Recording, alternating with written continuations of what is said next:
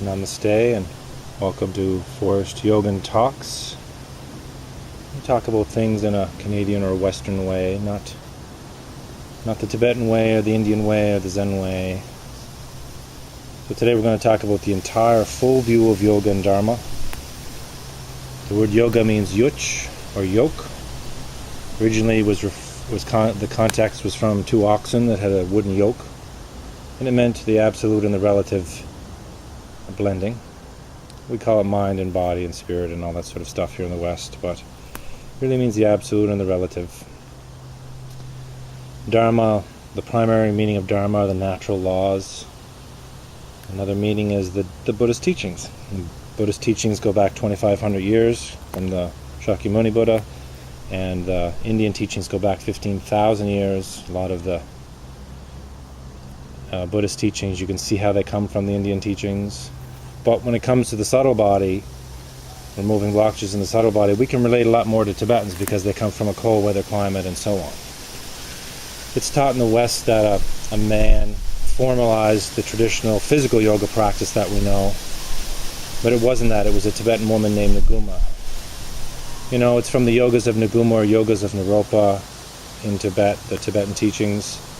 But the physical practice, they call it a yoga of Nguma, but it's a preparatory practice. The physical is preparatory. So, in the traditional Indian view, the first two limbs, you can look up the eight-limbed path of yoga. It comes from the Yoga Sutras, by the way. Yoga Sutras is where a guy named Patanjali, who came up with this mudra called Anjali, like you're cupping an egg and your thumbs touch the heart center. Anjali is where the name angel came from. And a lot of things came from crossed over to Christianity, like the Christian missionaries thought the word amal meant rose, and they took the mala and called it the rosary, and Jesus lived in India for 10 years and learned to teach there and went back to his homeland and taught, and so on. And traditionally there is no difference between what Jesus taught and what the Buddha taught. Same thing, culturally relative to their homeland. So, in the Indian view, eight-limbed path called Ashtanga, not to be confused with Ashtanga Vinyasa that you see in a studio. That borrowed the name off of this and doesn't actually practice all eight limbs. But Tabby Joyce, who's the Asana Yoga guru, who started Ashtanga Vinyasa, he said, practice physical yoga for 30 years and then meditate. That is not what the Tibetan lineages say, all four Tibetan lineages or the Indian traditional lineage. And the Indian traditional lineages has two root texts, the Bhagavad Gita and the Yoga Sutras. So we're going to quote from the Yoga Sutras. And the Yoga Sutras has 8 limbs.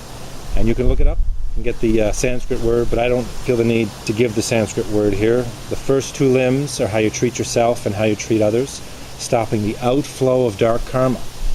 It will still come back, but the waters will demuddy and get clearer and you'll be able to see more. You're stopping the outflow of dark karma. It's like the golden rule except more detailed. Third limb is asana. Asana primarily means to take your seat in meditation.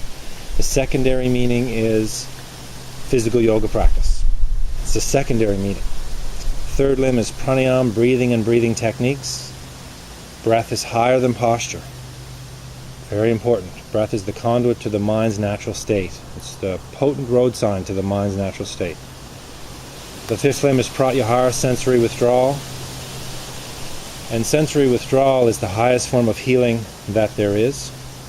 If you're from a Tibetan lineage, pratyahara leads directly to poa, which is the 6th yoga of Naropa or Nguma.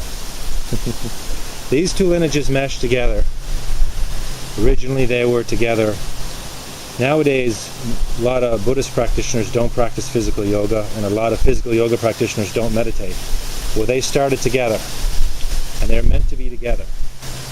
The other 3 limbs that I didn't mention are higher absorptive states, subtler absorptive states, up to samadhi. And samadhi is not enlightenment, but it's like you're going over Niagara Falls, and it's an inevitability that you're going to get to the plunge pool. It's like a cascading effect from samadhi to enlightenment, and then continue to perfect enlightenment and awakening. And enlightenment is not a word I like to use. It's the ordinary awakened mind. So, in the traditional view of yoga and dharma, the main event is meditation. For the vast majority of people, 90-some%, it's meditation. And in one corner, you'll have the untamed mind, and in the other corner, the ordinary awakened mind. And in your lifetime, I pray that you realize the ordinary awakened mind. That's what it's all for.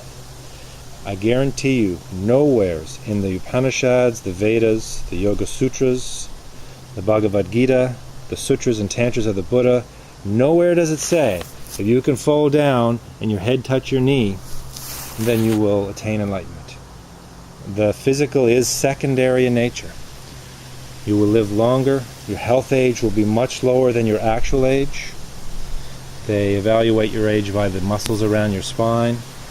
And after you practice for about 5 years, you'll be 5 to 10 years, your health age will be 5 to 10 years lower than your chronological age.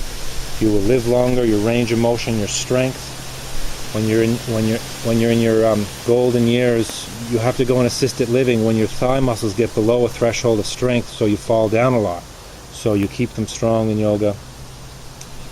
Your bone density increases just by putting weight on it. I know people diagnosed with osteoporosis, been reversed in a year, and so on and so on and so on. Physical is not separable from the primary nature of the mind, but it is secondary. As soon as we try to separate the primary and secondary, that causes us suffering. So it's like the Indians say, a drop in the ocean of consciousness. The person is the drop. The ocean of consciousness is what we're trying to realize, the ordinary awakened mind. And it's the very reason why we all develop a home, or we develop relationships. They're actually rehearsal for our absolute home and our absolute relationships. Because in that ocean of consciousness, the drop no longer exists. You take a drop, you bring it to the ocean, what happens? You take a hurricane of drops and put it in the ocean, and what happens? Same thing. There's no drop. So that's the absolute. It's got a lot of names. The absolute, there's the absolute, the communication from the absolute, and the relative. And we're trying to realize all three. The first two that I said are primary nature, indestructible, and the last one I said is impermanent and secondary nature. So a lot of cultures have different names for it. The Tibetans call the absolute the Dharmakaya, or the mind's nature, or Rigpa, or Tamagi Shepa. The Indians call it the ocean of consciousness. The Mi'kmaq people in North America call it the Great Void, and the Dream Lodge is the what the Tibetans call the Sambhogakaya, and so on.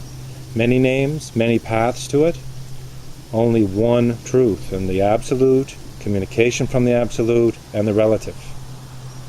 The path of yoga and dharma is helping us to realize this, perfect it, develop the skillful means, and guide others. I don't know if you heard, you can hear children playing in the distance. The only difference between a child's mind and a Buddha's mind is that a Buddha can teach. The quality of mind is the same. And that's what we're trying to realize. And as we practice yoga and dharma, we get these glimpses and flashbacks of childhood, and that's why. The good news is you can stabilize that in this life with practice. If you find a guide that teaches the traditional view of yoga and dharma. Anyway, I hope this helps. It's a lot of stuff in a short time. Give yourself some time. Remember, the intellect will reject all of this stuff, all of the subtler teachings, which have nothing to do with any Buddha or Guru or Savior or Sage. It's just how it is. Namaste.